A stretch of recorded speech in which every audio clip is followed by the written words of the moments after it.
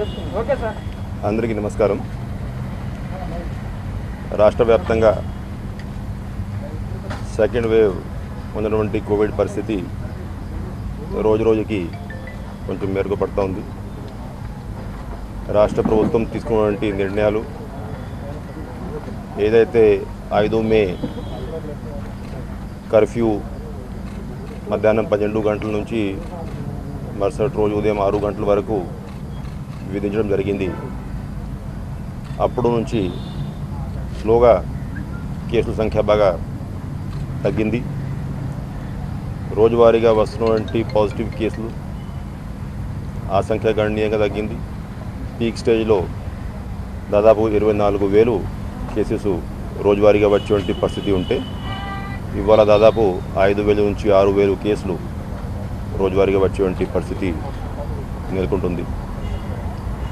అదేవిధంగా పీక్ స్టేజ్లో దాదాపు యాక్టివ్ కేసెస్ 15-16 మే ఆ ప్రాంతంలో 2,11,000 అయితే ఇప్పుడు దాదాపు 60,000-65,000 లోపల యాక్టివ్ కేసెస్ సంఖ్య కూడా ఉన్నట్టుంది. అదేవిధంగా ప్రతి ఒక్క జిల్లాల్లో ఉన్నటువంటి ఐసీయూ బెడ్స్ కానీ ఆక్సిజన్ బెడ్స్ కానీ ఇవన్నీ కూడా బ్రహ్మాండంగా అందుబాటులో ఉన్నాయి. స్లోగా దాని దృష్ట్యా గవర్నమెంటు ఈ పనిచేస్తున్నటువంటి ఏ కేటగిరీ కూడా ఇబ్బంది రాకూడదనే ఉద్దేశంతో ఈ కర్ఫ్యూ టైమింగ్ అంతా కూడా రిలాక్స్ చేయడం జరిగింది. ఈస్ట్ గోదావరి జిల్లా ఇంకా వీక్లీ పాజిటివిటీ 10% కంటే ఎక్కువ ఉండడం వల్ల అక్కడ యాజ్ ఇట్ ఈస్గా మధ్యాహ్నం 2 గంటల నుంచి మరుసటి రోజు ఉదయం 6 గంటల వరకు కర్ఫ్యూ పెట్టి మిగతా అన్ని జిల్లాల్లో రేపటి నుంచి సాయంత్రం 6 గంటల నుంచి ఉదయం 6 గంటల వరకు కర్ఫ్యూ విధించిన సంగతి అందరికీ తెలిసిన విషయం. అయితే ఈ సెకండ్ వేవ్లో మనం పకడ్బందీ ఏర్పాట్లు చేసుకొని ఈ ఆక్సిజన్ లైన్స్, ఈ ఆక్సిజన్ సిలిండర్సు, ఈ లిక్విడ్ ఆక్సిజన్ ట్రాన్స్పోర్టు ఇవంతా ఏర్పాటు చేసుకున్నా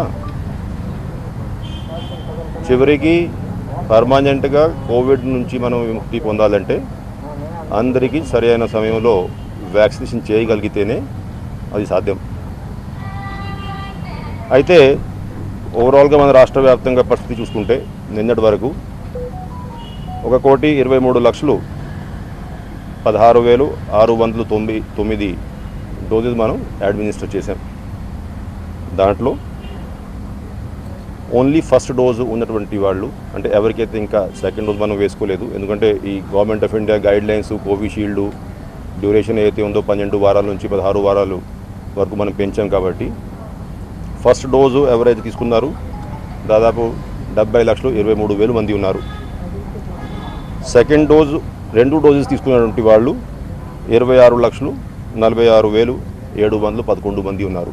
అంటే మొత్తం కలిపి 96,69,000 మందికి మనం కనీసం ఒక డోసు నిన్నటి వరకు ఇవ్వడం జరిగింది. అయితే గవర్నమెంట్ ఆఫ్ ఇండియా ఇస్తున్నటువంటి వ్యాక్సిన్ డోసెస్ అయితే ఉన్నాయో, ఏ స్పీడ్లో అయితే మనకి వ్యాక్సిన్ డోసెస్ వస్తున్నాయో దాన్ని బట్టి మనం కూడా జిల్లా వ్యాక్సినేషన్ కార్యక్రమం తీసుకుంటా ఉన్నాం. అంతకుముందు ప్రతి ఒక్క జిల్లాలో ఒక 40, 50, 60,000 చొప్పున వ్యాక్సినేషన్ చేసి ఒకే రోజులో దాదాపు 6,29,000 వరకు వ్యాక్సినేషన్ నిర్వహించాం. ఎందుకంటే అప్పటికే గవర్నర్ ముఖ్యమంత్రి వర్యులు ప్రధానమంత్రి గారికి ఒక లెటర్ రాసి ఎట్లాగా రోజువారీగా మేము 6 లక్షలు వ్యాక్సినేషన్ చేయగలటువంటి కెపాసిటీ నిరూపించాం కాబట్టి ప్రతి ఒక్క నెలలో ఈజీగా వారానికి 4 రోజులు వ్యాక్సినేషన్ చేస్తే 1,000,000 డోసెస్ వ్యాక్సినేషన్ చేసుకోగలమనేది 2-3 సారి లెటర్ రాసి తెలియజేశాం. దాన్ని బట్టి ఎక్స్ట్రా డోస్ మాకు ఇస్తే బాగుంటుందని కూడా రిక్వెస్ట్ కూడా చేయడం జరిగింది. అయితే 6 లక్షల కెపాసిటీ అయితే అప్పుడు నిరూపించాం. మొన్న ఒక 2 డేస్ క్రితం 2 రోజుల క్రితం గవర్నమెంట్ ఆఫ్ ఇండియా మనకి 9 లక్షల డోసెస్ పంపించుకోవడం జరిగింది. ఆ 9 లక్షల డోసెస్ అదేవిధంగా నిన్న సాయంత్రం కూడా ఒక 2 లాట్స్లో 2 లక్షలు ఒక లాటు, 3 లక్షలు ఒక లాటు, అది ఇవాళ ఉదయం చేరిపోయే జిల్లాలకి ఈ 5 లక్షల డోసెస్. అయితే ఈ 9 లక్షల డోసెస్ ఏదైతే 2 రోజుల క్రితం మనకి వచ్చాయో ఈ మొత్తం 9 లక్షలు కూడా ఈ ఒక్క రోజు సండే ఇవాళ వ్యాక్సినేషన్ చేయాలనేది ఒక క్యాంపెయిన్గా తీసుకోవడం జరిగింది. మామూలుగా అయితే ఈ 9 లక్షల డోసు మనం 2 రోజులు కూడా ఈజీగా అడ్మిషన్ చేసుకోవచ్చు. కాకపోతే ఈ రాష్ట్రంలో ఉన్నటువంటి ఈ వ్యాక్సినేషన్ కెపాసిటీ కనీసం ఒక 10 లక్షల డోసెస్ రోజువారీగా చేయగలము అనేది ఆ కెపాసిటీ మనం నిరూపిస్తే, ఒకటి గవర్నమెంట్ ఆఫ్ ఇండియా ఒకవేళ కెపాసిటీని బట్టి వ్యాక్సినేషన్ సరఫరా చేస్తే ఎక్కువ వ్యాక్సిన్ డోసు వచ్చే అవకాశం ఉంటుంది. రెండోది ఏంటంటే ఆగస్టులో సెప్టెంబర్లో ఎప్పుడైతే వ్యాక్సిన్ అవైలబిలిటీ పెరుగుతుందో అప్పుడు ఎంతవరకు మనము ఒక నెలలో డోసెస్ వాడుకోవచ్చు, దానికి ఈ ఒక ఎస్టిమేషన్ కోసం కూడా ఉపయోగపడుతుంది. అదేవిధంగా ప్రజల్లో కూడా ఒక అవేర్నెస్, అంటే ఆ వ్యాక్సినేషన్ అందరూ తీసుకున్నప్పుడు అందరూ కూడా మోటివేట్ అయ్యే అవకాశాలు ఉంటాయి. ఈ వ్యాక్సిన్ హెజిటెన్సీ ఏదైతే ఎంత కొంత ఇంకా మిగిలి ఉంది అది కూడా తగ్గుతుంది అనే ఉద్దేశంతో మనం ఈ క్యాంపెయిన్ లాంచ్ చేశాం. ఇప్పుడు వరకు మనం దాదాపు 5,30,000 మందికి ఇవాళ ఒకే రోజులో వ్యాక్సినేషన్ చేయడం జరిగింది. ఏదైతే చిత్తూరు జిల్లాలో ఉందనుకోండి 55,000 వ్యాక్సిన్ డోసెస్ నిన్న సాయంత్రం వరకు జిల్లాలో ఉన్నాయి. అది ఆ మొత్తం 55,000 కూడా ఇంకొక గంటలో పూర్తి అయి ఉంటే అవకాశాలు ఉన్నాయి. నిన్న ఏదైతే 5 లక్షల డోసులు వచ్చినాయో సాయంత్రం, దాంట్లో కొంత కోట ఇవాళ ఉదయం 10 గంటలకి జిల్లా అడ్మినిస్ట్రేషన్కి మనం ఇవ్వడం జరిగింది. అవంతా కూడా పిహెచ్సి వారీగా ట్రాన్స్పోర్టేషన్ జరుగుతూ ఉంది. బహుశా దాంట్లో కూడా కొంత కోట ఇంకా సాయంత్రం వరకు వాడుకునే అవకాశం ఉంది. ఈ సందర్భంగా ఇవాళ 9 లక్షలు చేయగలిగితే 9 లక్షలు, అందుకంటే కొంచెం ఎక్కువ చేయగలిగితే ఇంకా మంచిది. ఆ వ్యాక్సినేషన్ చేసి గవర్నమెంట్ ఆఫ్ ఇండియాకి మనం మన కెపాసిటీని నిరూపించబోతున్నాం. దీంట్లో ప్రతి ఒక్క జిల్లా కలెక్టర్, ప్రతి ఒక్క డిపార్ట్మెంట్ అధికారి, దాంట్లో revenue department, medical department, police department, అందరూ డిపార్ట్మెంట్ కలిసికట్టుగా అయితే పని చేస్తున్నారు. వాళ్ళందరినీ కూడా నేను ఈ సందర్భంగా హృదయపూర్వకంగా అభినందిస్తున్నా. ఇవాళ తీసుకున్నటువంటి క్యాంపెయిన్ సక్సెస్ ఎట్లయినా చేయబోతున్నాం. అది కాక ఏదైతే ఇప్పుడు ఈ సెకండ్ వేవ్ కేసెస్ తగ్గుతున్న సందర్భంలో ప్రజల్లో కూడా మళ్ళీ ఒకసారి, అంటే ఈ కోవిడ్ నిబంధనలు అయితే ఉన్నాయో, సోషల్ డిస్టెన్సింగు, మాస్క్ వాడుకోవడము, శానిటైజేషన్ చేసుకోవడము, ఇవన్నీ ఎందుకంటే కేసుల సంఖ్య తగ్గేసరికి మళ్ళీ కొంచెం రిలాక్స్ అయ్యే ప్రమాదం ఉంది. కాబట్టి ప్రతి ఒక్క కలెక్టర్కి మళ్ళీ ఈ క్యాంపెయిన్ తీసుకోమని చెప్పేసి కూడా గైడ్లైన్స్ జారీ చేయడం జరిగింది. ఈ గైడ్లైన్ బట్టి ప్రజల్లో మళ్ళీ ఒక చైతన్యం తీసుకురావాల్సిన అవసరం ఉంది. మనం ఎకానమీ ఒక సైడు ఓపెన్ చేసేస్తూ ఉన్నాం, ఇంకొక సైడ్ ఇవన్నీ గైడ్లైన్స్ పాటించకపోతే మళ్ళీ కేసులు పెరిగి ఉంటే ప్రమాదం ఉంది. కాబట్టి ప్రతి ఒక్కరూ రాష్ట్రమంతా కూడా 2 డోసులు ఎవరైతే ఆడుతూ ఉందో ఆ 2 డోసులు పూర్తిగా వ్యాక్సిన్ అయ్యేంత వరకు అందరూ కూడా చాలా జాగ్రత్త తీసుకోవాల్సిన అవసరం ఉందనేది మీ ద్వారా ప్రజలకి విజ్ఞప్తి చేస్తూ ఉన్నా. ఇప్పుడు వరకు ప్రస్తుతానికి మనం రాష్ట్రంలో 45 సంవత్సరాల పైన ఉన్నటువంటి రెసిడెంట్స్ అందరికీ కూడా వ్యాక్సినేషన్ వేసుకోవడం జరుగుతూ ఉంది. బిలో 45 అయితే ఓన్లీ 2 కేటగిరీస్ మనం పర్మిషన్ ఇచ్చాం ప్రస్తుతానికి. ఎవరైనా పిల్లలు కానీ, బయట పని చేస్తున్నటువంటి అంటే స్టూడెంట్స్ కానీ, మిగతా వాళ్ళు కానీ ఎవరైతే అబ్రాడ్ వెళ్ళాల్సిన అవసరం ఉంది above the age of 18 years అటువంటి వాళ్ళకి రిలాక్సేషన్ ఇచ్చాం. అదేవిధంగా 0 to 5 years కిడ్స్ ఉన్నటువంటి మదర్స్ ఎవరైతే ఉన్నారో వాళ్ళకి కూడా మనం రిలాక్సేషన్ ఇచ్చాం. అటువంటి మదర్స్ మనం ఒకసారి డేటా చూసుకున్నట్లయితే నిన్నటి వరకు దాదాపు 18 లక్షల మంది ఇటువంటి మదర్స్ ఉన్నారు. దాంట్లో 5.5 లక్షల వరకు నిన్నటికే కవరేజ్ ఉంది. బహుశా ఇవాళ చాలా వరకు ఆ కేటగిరీలో కూడా కవరేజ్ సాధించే అవకాశం ఉంది. ఓవరాల్ తిరుపతి కార్పొరేషన్లో కూడా వ్యాక్సినేషన్ డ్రైవ్లు చాలా బ్రహ్మాండంగా చేస్తూ ఉన్నారు. 45 years ప్లస్ కేటగిరీలో కూడా దాదాపు 80-85% కవరేజ్ ఇప్పటికీ సాధించి ఉన్నారు. బహుశా ఇవాళ డ్రైవ్తో లేకపోతే ఇంకొక 2-3 రోజుల్లో ఈ 45+ కేటగిరీ, అదేవిధంగా బిలో 45 ఈ మదర్స్ కేటగిరీ అయితే ఉందో బిలో 5 years ఏజ్ పిల్లలు, అవంతా కూడా పూర్తిగా వాళ్ళు కవరేజ్ చేయగలని చెప్పిన నమ్మకం అనేది క్లియర్గా కనపడతా ఉంది. ఇందాక పూర్తిగా డీటెయిల్స్తో జిల్లా కలెక్టర్ అదేవిధంగా మున్సిపల్ కమిషనర్ అందరితో కూడా సమీక్ష సమావేశం నిర్వహించి ఈ డేటా అంతా కూడా తీసుకోవడం జరిగింది. బ్రహ్మాండంగా వ్యాక్సినేషన్ డ్రైవ్ జరుగుతూ ఉంది. రాష్ట్ర వ్యాప్తంగా కూడా డెఫినెట్లీ ఇవాళ ఈ వ్యాక్సిన్ డ్రైవ్ సక్సెస్ అవుతుంది నమ్మకం నాకు. ఇప్పుడు థర్డ్ వేవ్ ఎప్పుడు వస్తుంది, పిల్లలకి ఎంతవరకు ఇంపాక్ట్ ఉంటుంది, రకరకాల ఎక్స్పర్ట్స్ చాలా వరకు మీడియాలో స్టేట్మెంట్స్, రిపోర్ట్స్ ఇవన్నీ కూడా ఇస్తూ ఉన్నారు. ఉదాహరణంగా ఎయిమ్స్ డైరెక్టర్ గారు స్పష్టంగా థర్డ్ వేవ్ వచ్చినా కూడా పిల్లలకి ఎటువంటి ఎక్స్ట్రా, అంటే అంతకుముందు ఉన్న వేవ్ కంటే ఎక్స్ట్రా సీరియస్నెస్ ఎటువంటి ఉండదని చెప్పేసి చెప్తా ఉన్నారు. కొన్ని రాష్ట్రాల నుంచి ఎక్స్పర్ట్స్ థర్డ్ వేవ్ వస్తే పిల్లలకి ఎక్కువ ఎఫెక్ట్ అయ్యే ప్రమాదం ఉంది కూడా ఇంకొక వైపు చెప్తూ ఉన్నారు. దానివల్ల మనం కూడా ఒక రాష్ట్ర స్థాయి కమిటీని ఏర్పాటు చేసుకున్నాం. ఆ కమిటీలో చాలామంది పీడియాట్రిక్ ఎక్స్పర్ట్స్ వీళ్ళంతా కూడా ఉన్నారు. వాళ్ళు ఒకవేళ థర్డ్ వేవ్ ఏ విధంగా అయితే ఫస్ట్ సెకండ్ వేవ్లో కేసుల సంఖ్య వచ్చిందో అటువంటి కేసుల సంఖ్య మళ్ళీ వస్తుందనేది కాదు, ఒకవేళ వచ్చినా కూడా దాంట్లో ఎంతమంది పిల్లలు ఎఫెక్ట్ అయ్యేటువంటి ప్రమాదం ఉంది అనేది ఒక యాంటిసిపేషన్తో పీక్ లోడ్ అసెస్మెంట్ చేసుకొని జిల్లా వారీగా మనకి ఇన్ఫర్మేషన్ ఇవ్వడం జరిగింది. ఆ జిల్లా వారీగా ఇన్ఫర్మేషన్ దాన్ని బట్టి ప్రతి ఒక్క జిల్లా కలెక్టర్ కూడా యాక్షన్ ప్లాన్ సిద్ధం చేసుకున్నారు.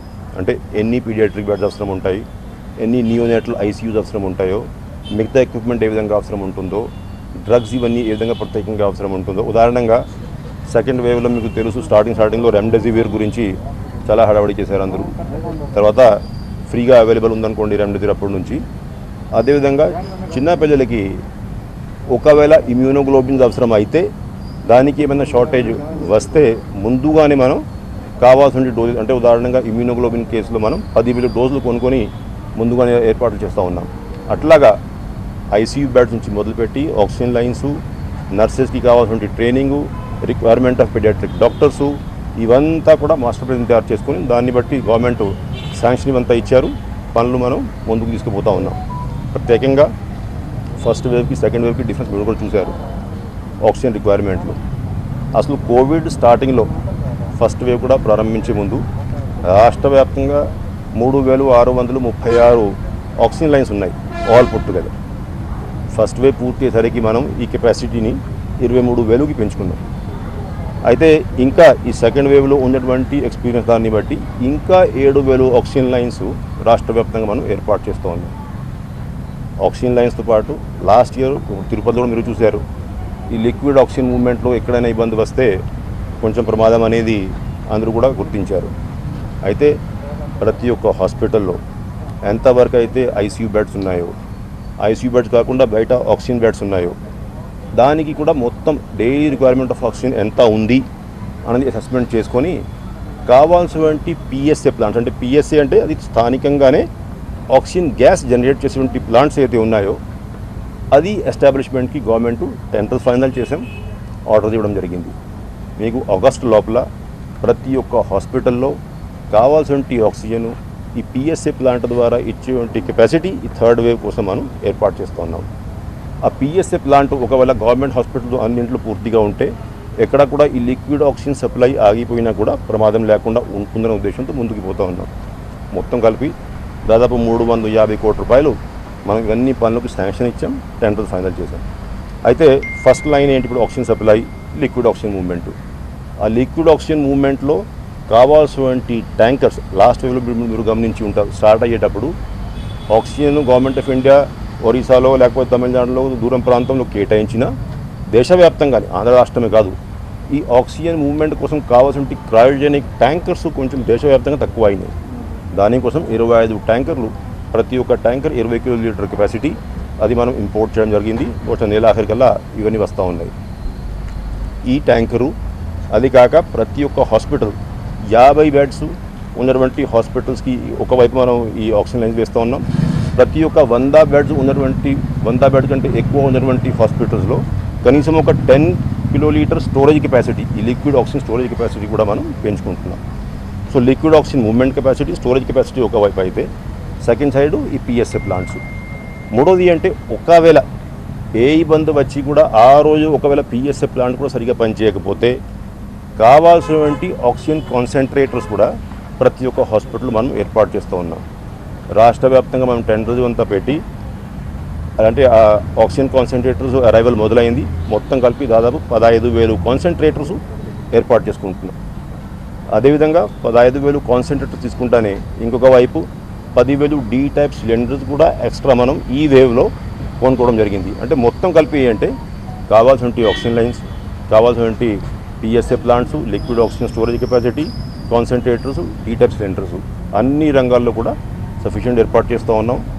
ఒకవేళ మళ్ళీ కేసు సంఖ్య పెరిగినా కూడా ఈ రెమ్డెసివిర్ ఏదైతే లాస్ట్ వేవ్లో కొంత దేశవ్యాప్తంగా ఇబ్బంది అయింది, అది కూడా ఇప్పుడు ప్రస్తుతానికి ఇవాళ మనం చూసినట్లయితే దాదాపు 1.75 lakh డోసెస్ రెమ్డెసివిర్ కూడా అందుబాటులో ఉన్నాయి. సో అట్లాగా అన్ని రంగాల్లో కూడా సంతృప్తికరంగా మనం అరేంజ్మెంట్స్ చేసుకుంటున్నాం. కాబట్టి బహుశా వేవ్ రాదు అని దేవుడిని కోరుకుంటా ఉన్నా. ఒకవేళ వచ్చినా కూడా ఎటువంటి ఇబ్బంది ఉండదని ఆశిస్తున్నాను. ఇప్పుడు కేసుల సంఖ్య నంబర్ పరంగా ఆబ్వియస్లీ అన్ని జిల్లాల్లో సమానంగా ఉండదు. ఒకటి సైజ్ని బట్టి ఉంటుంది. ప్రతి ఒక్క జిల్లాకి ఉన్నటువంటి నేచరు, స్థానికంగా ఉన్నటువంటి ఇష్యూస్, ఉదాహరణంగా migration, movement of labour, movement of మిగతా వెహికులర్ మూవ్మెంట్, ఇవన్నీ కూడా ప్రతి ఒక్క జిల్లాకి కెపాసిటీ వేరేగా ఉంటుంది, ఇష్యూస్ వేరేగా ఉంటాయి. రెండోది అంటే ప్రతి ఒక్క జిల్లా టైమింగ్, అంటే ఏ జిల్లాలో ఎప్పుడు మొదలైంది, ఎప్పుడు తగ్గుతున్నాయి కేసెస్, దాన్ని బట్టి ఆధారపడి ఉంటుంది. కానీ ఓవరాల్ మీరు చూసుకుంటే లాస్ట్ 8 months డేటా మీరు చూస్తున్నారనుకోండి, April 15th నుంచి మొదలు పెడితే దట్ వచ్చి June 15th వరకు ప్రతి ఒక్క జిల్లాలో, that includes east Godavari, it includes Chittoor, ప్రతి ఒక్క జిల్లాలో గత 5 వారాల నుంచి ఈ వీక్లీ పాజిటివిటీ అయితే ఉందో బ్రహ్మాండంగా తగ్గుతూ ఉంది. కేసుల సంఖ్య కూడా తగ్గుతూ ఉన్నాయి. ఒక్కొక్క జిల్లాలో ఒకప్పుడు 3,000, 500, 4,000 పాజిటివ్ కేసులు వచ్చేవంటి పరిస్థితి ఉంటే ఇవాళ 700, 800 కేసులు, పాజిటివ్ కేసులు వస్తున్న రోజువారీగా. రాష్ట్ర వ్యాప్తంగానే 24,000 నుంచి 5,000-6,000 దగ్గర 25%కి మనం వచ్చేసాం. సో అన్ని చోట్ల కేసులు తగ్గుతున్నాయి. Obviously the rate of increase or decrease depend on several factors. ఉదాహరణంగా అంతకుముందు ఎంతమంది పాజిటివ్ పేషెంట్స్, అంతకుముందు ఎంతమందికి ఇమ్యూనిటీ పెరిగి ఉంది, అంతకుముందు ఫస్ట్ వేవ్లో కానీ తర్వాత కానీ ఎంతమంది పాజిటివ్ అయి ఉన్నారు, ఇవన్నీ అంశాలని బట్టి ఉంటుంది. బట్ ఓవరాల్ డిక్లైన్ అంటే ఇవాళ మన రాష్ట్రంలో ఎక్కడా కూడా కేసులు పెరుగుతున్నాయి లేకపోతే తగ్గట్లేదనేటువంటి పరిస్థితి లేదు. ఉదాహరణంగా 15,000 మొత్తం కలిపి సెక్రటేరియట్స్ ఉంటే, village and urban secretariats both put together, కనీసం ఒక 4,000 వరకు అయితే సెక్రటేరియట్స్లో 0 యాక్టివ్ కేసెస్. అది అటువంటి సెక్రటేరియట్స్ అన్ని జిల్లాల్లో ఉన్నాయి. కాబట్టి పరిస్థితి ఇంప్రూవ్ అవుతూ ఉంది. ఇంకా మనం జాగ్రత్తగా చర్యలు తీసుకోవాల్సిన అవసరం అయితే ఉంది. కాబట్టి మనం ఫుల్లో ఎకానమీ ఓపెన్ చేయలేదు, 24 hours ఓపెన్ చేయలేదు. ఇంకా పరిస్థితి గవర్నర్లు, ముఖ్యమంత్రి వర్యులు వారానికి ఒక 3 సార్లు సమీక్షిస్తూ ఉన్నారు. శుక్రవారం సమీక్ష నిర్వహించారు, మళ్ళీ రేపు సోమవారం సమీక్ష నిర్వహిస్తూ ఉన్నారు. ఎప్పటికెప్పుడు పరిస్థితిని మానిటర్ చేసుకుని కావాల్సిన నిర్ణయం ప్రభుత్వం ఎప్పుడైతే గవర్నమెంట్ ఫైనల్ డెసిజన్ తీసుకుంటుందో అందరిని సంప్రదించుకొని ఫైనల్ డెసిజన్ అనౌన్స్ చేయడం జరుగుతుంది.